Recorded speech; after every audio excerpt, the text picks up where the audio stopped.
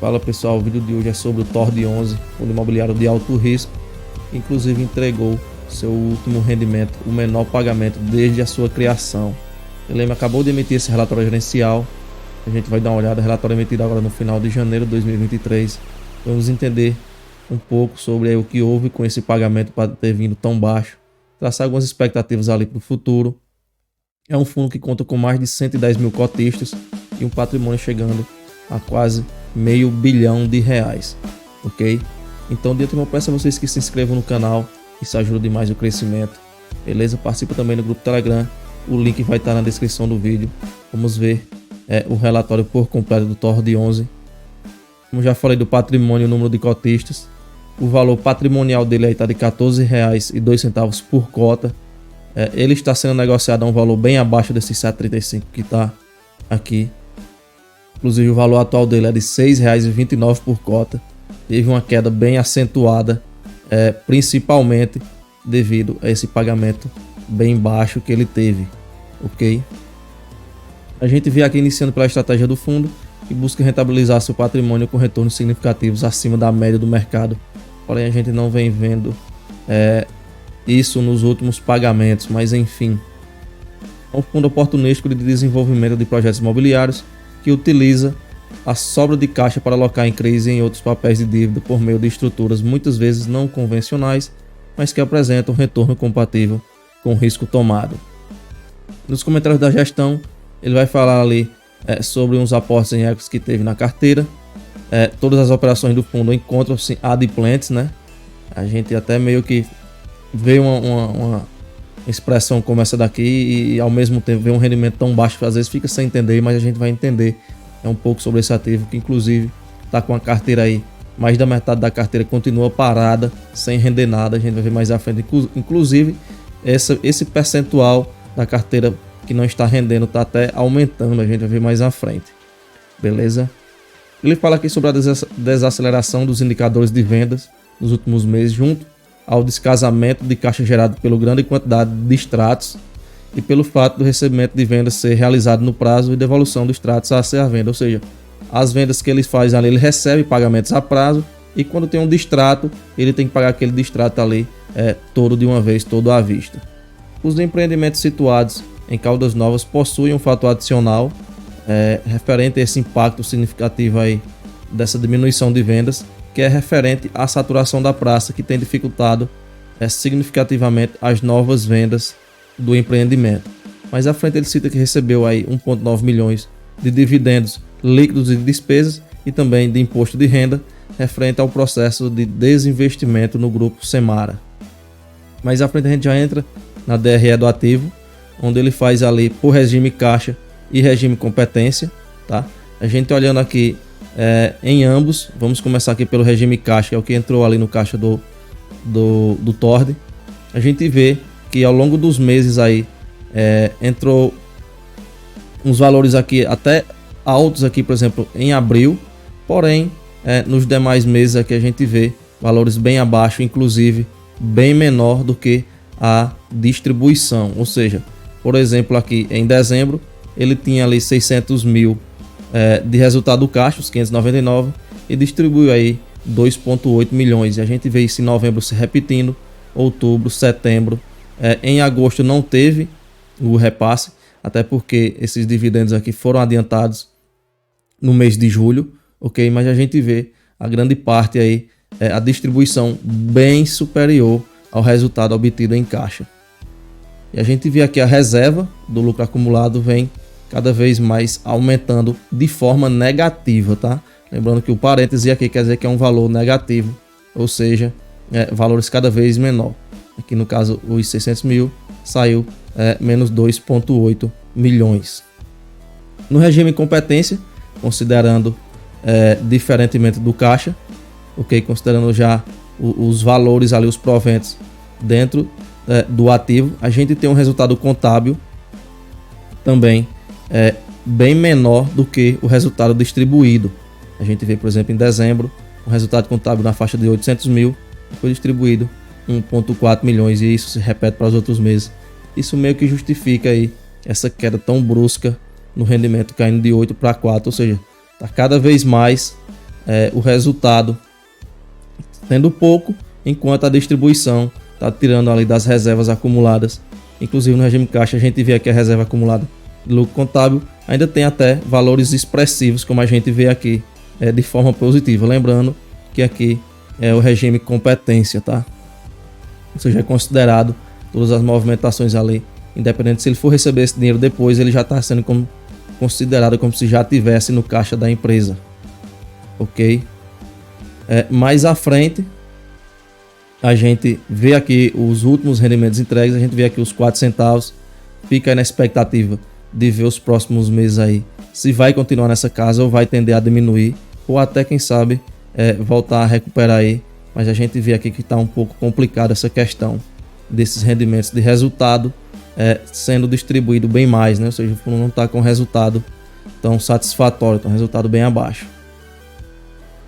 Mais à frente a gente vai ver a distribuição dos ativos, mas antes disso, dá um recado para vocês se inscreverem no canal, beleza?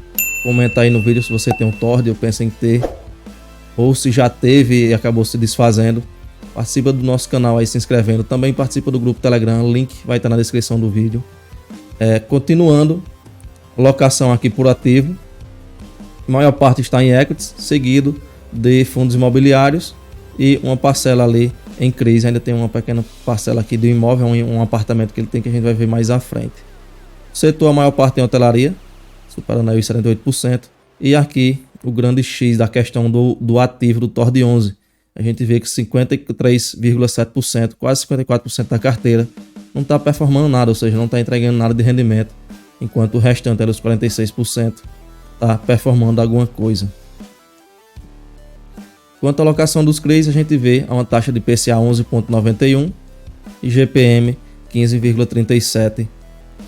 Se bem que o GPM é uma parcela bem pequena, apenas 8% da carteira, o montante mesmo está em IPCA mais 11,91, representando 92% dos CRIs, né?